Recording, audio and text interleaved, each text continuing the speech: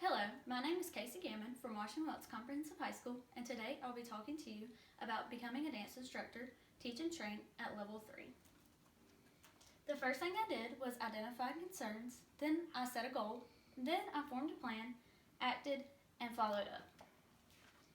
The next thing I did was perform my career exploration. I learned that there are no specific qualifications needed to become a dance instructor, but it is preferred to have a bachelor and or master's degree, and there are degrees in dance instruction that could be helpful. Dance instructors must be able to teach in a variety of ways, including demonstration and verbal direction. Dance instructors must be compassionate and caring towards their dancers and care about the well-being and physical and mental well-being of their children. They must also be able to follow a budget, and they critique and choreograph dances for the dance students, and they arrange team travel to competition. They must be flexible and limber in order to teach and demonstrate choreography to their students. They must have communication and leadership skills in order to work with the dancers and the dance parents, and they also need social skills. The projected job growth for 2014 to 2024 for dancers and dance choreographers is 5%. A former dance instructor could be a future mentor to me, and I could go to different dance classes at different dance studios to learn different other techniques for choreographing, and I could also go to workshops. A entry level for this job would be an assistant who runs not all but certain classes, and then going up you could own your own dance studio. The next thing I did was my self-assessment. I'm personally interested in this career because I have been involved in dance for 2 years, since I was 2 years old. So that's 16 years. And also, I have been assisting at Washington Dance Academy for 4 years, and I have come to enjoy being able to teach the young girls about dance and why I love dance. I think that I am very suited for this career because my personal skills include personal mastery, leadership and time management skills, communication and problem-solving skills, and my learning style is visual and tactile. What appeals to me about being in an education career field would be just being able to help different students and being able to work with different personalities and being able to just work with children and help them become the best of themselves. Setting personal goals and analyzing my strengths is some things I've considered on whether I would be a good dance instructor or not. By having leadership, problem solving, decision making, and communication skills, it will be valuable to me as a dance instructor when managing my students and parents and owning my own business. The next thing I did was conducted my lesson plan. The topic was dance class for the Twinkle Toes dance class, and this will be on Tuesdays from 5 p.m. to 6 p.m., and they are 2 to 5 year olds. When I was working on my Star Events projects, I learned that having a lesson plan helped for a structured classroom environment, which helped with behavior problems within the students. The learning objectives are the students will be given the dance moves within the dance time and be able to perform the moves correctly within the dance class period. After students have been given the choreography to the dance, the students will then be able to perform the dance with the limited help from the dance instructors, and then, given the music and choreography, the students should be able to work together to perform the dance routine. I use many standards from the National Family and Consumer Sciences Standards. My materials needed are dance studio, kid-friendly music, Bluetooth speakers, cell phone, practice costume, ballet and tap shoes, dance rubric, and then the rewards are treats or stickers. First, I will use an attention getter. Then I will say, assume the position, and the girls will be able to get in their position.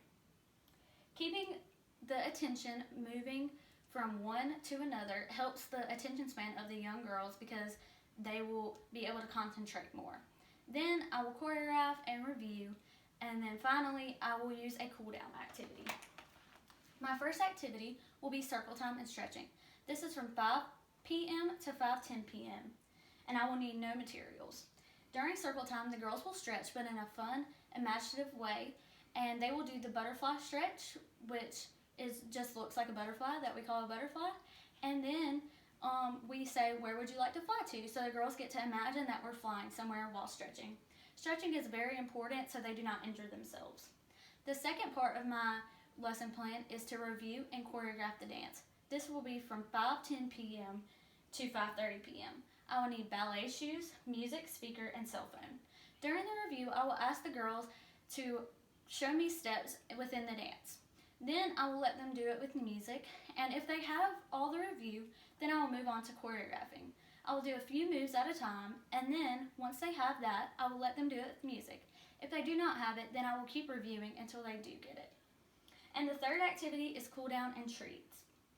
This will be from 5:30 p.m. to 5:50 p.m. and 5:50 p.m. to 6 p.m. I will need tap shoes, music, speaker, cell phone, and suckers and stickers. I will tell the girls to go get their bags and put their tap shoes on, and then we will come back out to the floor. I will give them 2 to 3 dance moves that are tap, and we will go over them, and I will make sure they are on the right beat, and then if they are on the right beat, I will let them do it with music. Then I will pick the best student from the day to be the line leader for the treats, and then they are free to leave with their parents.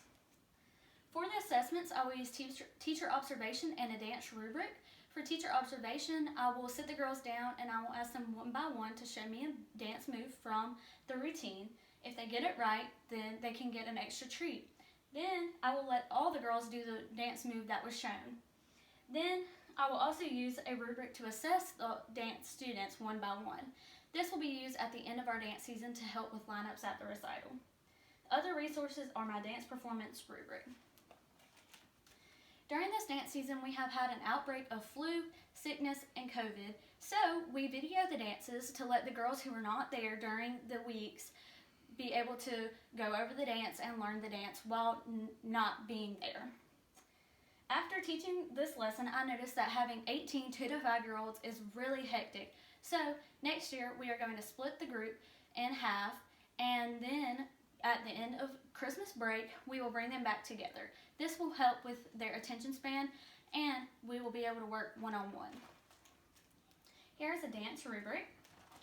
Now I did my evidence of prior presentation, and in these pictures, I'm just helping students choreograph, tie their shoes, helping them one-on-one with activities. I'm reviewing. This is circle time, and I'm choreographing. This is at recitals that we do for our annual spring performance. This is a letter that my top dance instructor wrote me. This is a letter that a parent and a dancer wrote me thanking me for everything I do. And then this is one of the evaluations another top dance instructor gave me. This is the dance rubric that I filled out for one of my girls. Now I will tell you about the evidence of technology used. We use a lot of technology in dance. First, I use Apple Music to get the dance song that we will perform to. Now this has to go with our theme of the recital. So I use Apple Music to search up songs, and I pick a song from a Disney themed movie. Then I play it over the Bluetooth speaker, and over the speaker it enhances the volume so the girls get really pumped up and into it when we have it over the loudspeaker. Then I use YouTube to figure out what costumes would be necessary and to help with dance moves. Then I shadowed Miss Brecken.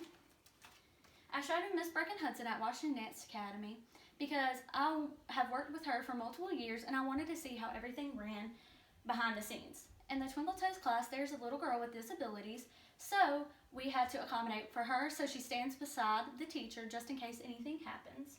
The content and curriculum were age appropriate for the dancers, and it was easy to comprehend. Miss Brecken broke the lesson into different parts, and the students learned it very well. We have different curriculum standards, and our mission is to provide dance instruction to all levels of dancers and instill an appreciation for the art of dance. Her best advice was do what you love, and it won't be a job, it will be a career you love to wake up to in the mornings. Here are some pictures of me and Miss Brecken working together, and then here's my works cited. Now, I have a skill that I improved upon.